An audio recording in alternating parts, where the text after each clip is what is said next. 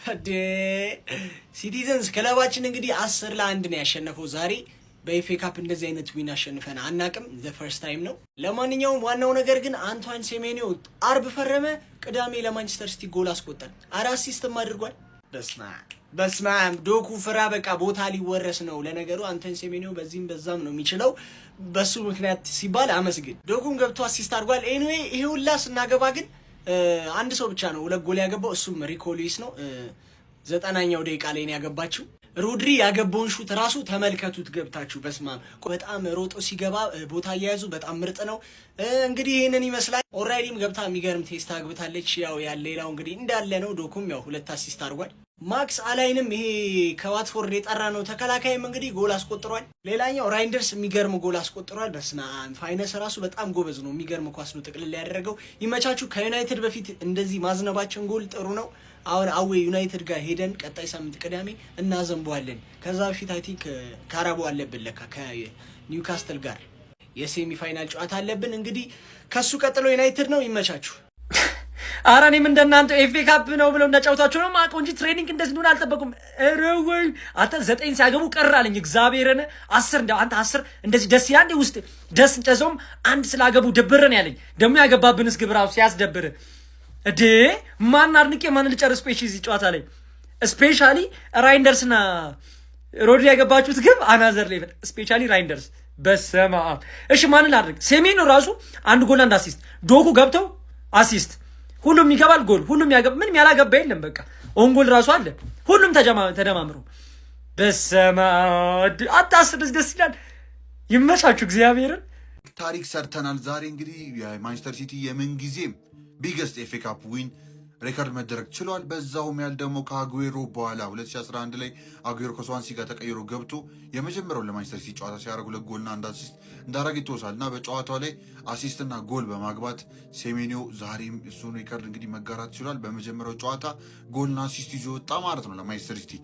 እነዚህ ታሪኮች ስንመለከት ያው ኦብቪየስሊ 10-1 ኤክስተር ሲቲን በኤፍኤ ካፕ ራውንድ 3 ማሸነፍ ችለን ነበረ። 10ሩም ጎሎች እንግዲህ 2 ከኤክስተር ሲቲ የገባ ጎሎች ነበሩ። 8ቱ በራሳቸው ተጫዋቾች ነው የተቆጠሩት። ያው 2 ጎል ያገባው ሪኮ ሉዊስ ነው እንጂ ሌላውን አንድ እያደረጉ ነው የተከፋፈሉት። እነ ኒኮ ራይሊ፣ ራይንደርስ፣ አንቷን ሴሜኒዮ፣ ሮድሪ ያ ብቻ አንተባተባል ማን እንዳገባ ራሱ ግራን የሚገባችሁ ብላችሁ ከመብዛቱ የተነሳ ሁሉም ስለተከፋፈሉት ሪኮ ብቻ ናት 2 ያገባችሁ። ያ በጣም አሪፍ ጌም ነበር። ሴሜኒዮ ራሱ እንቅስቃሴ ደስ ይል ነበረ። ከእንደዚህ ሊግ ሳይድ ጋር ኦብቪየስሊ ጀጃ እናደረጉም። ነገር ግን ቦክስ ውስጥ ያለው አዌርነስ ኳሱ የሚቀበልበት ቦታ ምናምን ስትመለከቱት ራሱ 5 ባክ ያው ሎ ብሎክ ነው የጮሱ ኦብቪየስሊ ኤክስተር ሲቲ እና ምን አይነት ኦፕሽን ሊሰጠን እንደሚችል ነው ያስመለከተን። ሞር የኒካስል ጨዋታ ማክሰኞ ላይ ሴንት ጄምስ ፓርክ ላይ የሚደረገው እሱ ላይ የምንመለከተው ይመስለኛል። ኒካስል ዛሬ ተመልክታችሁ ከቦርነሞዝ ጎለታቸው ወጥተው ፔናልቲ እየመጣ ይገኛል። ያ እሱ ከበድ ያለ ጨዋታ የሚሆን ይመስለኛል። የምንመለከተው ይሆናል። ጨዋቾቻችን አሪፍ ናቸው፣ ኢንፎርም የሆኑ ይመስላል። ያው 3 አቻ መውጣታችንን ተከትሎ ፕሪሚየር ሊጉ ላይ እቺ ጨዋታ ያው ሙሉ ያሰለፉበት ምክንያት እነ ፔፕ ላይንደርስ አይ ቲንክ ይመስል ነበር ሪትም ውስጥ እንዲገቡ ነው። ብዙ ድካም አልነበረም። ገባችኋ? ይሄ ሞር ትሬኒንግ ሆኖ ብሬግዚት ያለው ትሬኒንግ ነው፣ ጉልበት ያለው ትሬኒንግ ማለት ነው። ከተጫዋች ጋር ትንሽ ትገፋፋለህ ምናምን፣ የሚያስጨንቅ ተጫዋች አለ ሜዳ ላይ፣ እንደዚህ አይነት ቫይብ ማለት ነው። አንድ ጎል ያገባብን ኦብቪየስሊ ራይንደርስን ዲስፖዘስ አድርገውት ረዥም ኳስ። ከዛ በርናርዶ ማስጣል ይችል ነበር፣ ግን ማስጣል አልፈለገም። እንግዲህ በርናርዶን ስኪፕ ፓስ አድርጎት ልጁ ከቦክስ ውጭ እንግዲህ 19 የመታው ልጁ እኔ አላውቅም ደበተው መታው ገባ እና ያ 10-1 ማሸነፍ ችለናል። እንግዲህ ስለ ሴንት ጄምስ ፓርኩ ጨዋታ ምን ይመስላችኋል? ኮሜንት ላይ ያሳውቁኝ። ቀጥታ እስክንገናኝ ድረስ መቻችሁ። ስንት ነገር አውርተን ስንት ነገር ብያችሁ ተው ጎል 6 አስራካል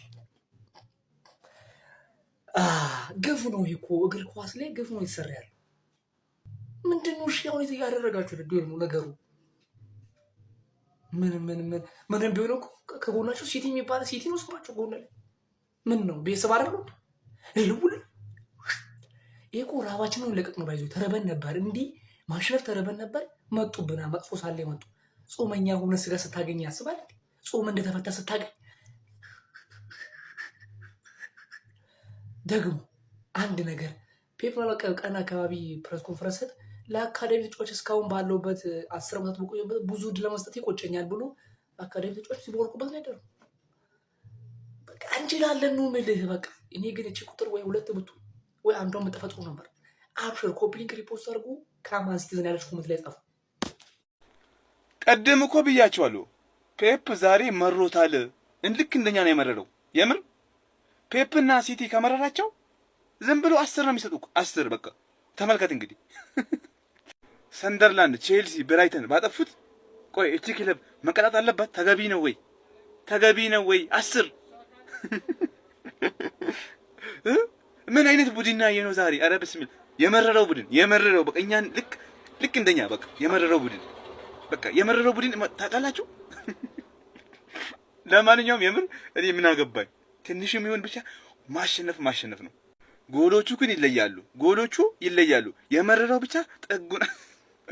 ለማንኛውም ኮንግራቹሌሽንስ፣ ወደ ማሸነፉ ተመልሰናል። ይመቻችሁ። እንደዚህ ይቻላል። አርሰናልን ማስፈራራ ነው የሚመስለው። ዋንጫው የኛ ነው የሚል ነገር። አርሰናሎች ፍሩ፣ እናንተ ላይ ነው ይህን ጎል የምናዘንበው።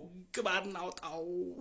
የመጀመሪያው ዙር ኤፍ ኤ ካፕ ጨዋታ ማንቸስተር ሲቲ 10 ኤግዜተር 1 የሚያስብል ጨዋታ፣ ጭንቅላት የሚያስይዝ ጨዋታ ማለት በትክክልም። ይሄን ጨዋታ ያሳየ ማን ነበር ሲመራ የነበረው ካልክ ጋርዲዮላ ላይ ተቀምጦ ነበር። ፔፕ ላይ እንደርስ ጨዋታውን በደንብ ሲመራ የነበረውና ድሮንስ የክሎፕ ቀጥቅጦ ነው እንደዚህ ቤስት ላይ ሆነ ወይ መጽሐፍ የጻፈ ሰው ታክቲክ እንደ ማንበብ ያቅተዋል ሜዳው ላይ ታስባለህ በትክክልም። እና የሚገርም አሰልጣኝ ገና እኛ አንተ ነው ቤስት የምናደርግ ማለት የሚገርም በቃ ገረመኝ። እንደውም አልጠበኩም በዚህ ያክልና እንደምን ሲተራደርኩ ምንድነው ያው ቅያሩ የፔፕ ቢሆን ታይሚንጉን ግን ምናምን ሰግቼው ነበር። ግን 60ኛው ደቂቃ ላይ ቀየረ። በቃ ቲሙም እንዳይደክም ልውጥ ነው በአንደኛ በቃ የሰሜኛው ብቻ መጨመሩ ግን የሆነ በቃ ብዙ ሰው የጨመረ ይመስለው ቲም ውስጥ በቃ ቅያሩ እንደደስ ነው እነዱኩ ምናምን በቃ ከቤንች ታንሶ ሲገቡ የሚገርም አደገኛው ማንቸስተር ሲቲ ቤንች ላይ ተቀምጦ ታያዋለና እኔ በቃ በጣም የተመቸኝ ይሄ ጨዋታ ለሪቬንጅ በጣም በቂ ነው። ማክሰኞ ዕለት ኒውካስል ዩናይትድ እንገናኛለን። በትክክል እንዴት አድርገን የባለፈውን በቀን እዛው ቅዱሱ ፓርክ ላይ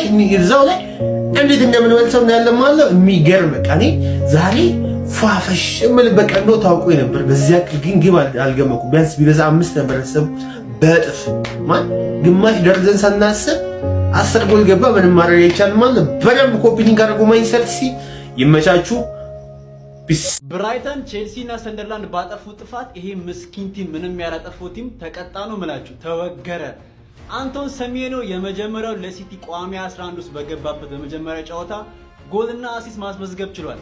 ይሄ ልጅ በሲቲ ቤት ሻይን ማድረጉ የማይቀር ነው። ዘ ኪንግ ኢዝ ባክ። ሮድሪ ተመልሷል። ከቦክስ ውጭ ምን አይነት የሚገርም ጎል ያስመዘገበው። ዘ ኪንግ ኢዝ ባክ። ቪዲዮን በደንብ ኮፒ ሊንክ ሪፖስት ማድረግ እንዳይረሳ። የዋትፎርድ ዘመድ የሆነን ክለብ ተጫውተን ማለት ነው አሸነፍን ብለን እንዳንቆጥረው የምሬ ነው። የገባብን ራሱ ያብከነክነኛል ማለት ነው። የተቆጠረብን ጎል እንዴት አባቱ ጸድ የሆነ ጎል ነው። እግዚአብሔርና ይሄ ዋትፎርድ ስሙን ቀይሮ በሉት እኮ የምር ኤክስትራ ሲቲ ያለው እንጂ ዋትፎርድ ስሙን ቀይሮ ነው። ምን አይነት ክለብ ነው ግን የገጠመው? የሞተ ማለት ነው እንደ ዋትፎርድ የሞተ ክለብ። ኧረ በስመ አብ። ሲቲ ግን ይለያል ለምላችሁ የምሬ ነው። ሁሉ ማስጠንቀቂያ ነው የተሰጠህ ማለት ነው የምሬ ነው። ይሄ በሶስት ተከታታይ አቻ የወጣነውን ጨዋታ ማስጠንቀቂያ የተሰጣችሁ ጨዋታ ነው። ይሄ ምሬ ነው ለሁላችሁም የፕሪሚየር ሊግ ክለቦች ማለት ነው። ከዚህ በኋላ ሲቲ ነጥብ ይጥላል ብላችሁ ማሰብ ዋጋ ያስከፍላል። ስለ ሁለት ሰዎች ነው ላወራ የመጣሁትና ስለ ሰሜኒዮና ስለ ወሳኙ ተጫዋቻችን ሮድሪ መድኃኔ ዓለም ክርስቶስ። እንዴት ነው ሮድሪ የሚችለው? በእናታችሁ እንዴት ነው የሚችለው? አንቷን ሰሜኒዮ በመጣ በመጀመሪያው ጨዋታ 1 ጎልና 1 አሲስት። በቃ ይሄ ልጅ አልተቻለም። ዛሬ ባስኬትቦል ነው ራግቢ ነው አልኩ። አፍርም እኮ ያለ ደጋፊ ሲቲ ነጥብ ይጥላል ብሎ እኮ እንትን የጠበቀ ይሆናል። እግዚአብሔርን በቃ በሚገባ እንችላለን። እኔ በጣም የቆጨኝ ምን ተቃላችሁ? አንዷ ጎል መግባቷ በጣም አናዶኛልና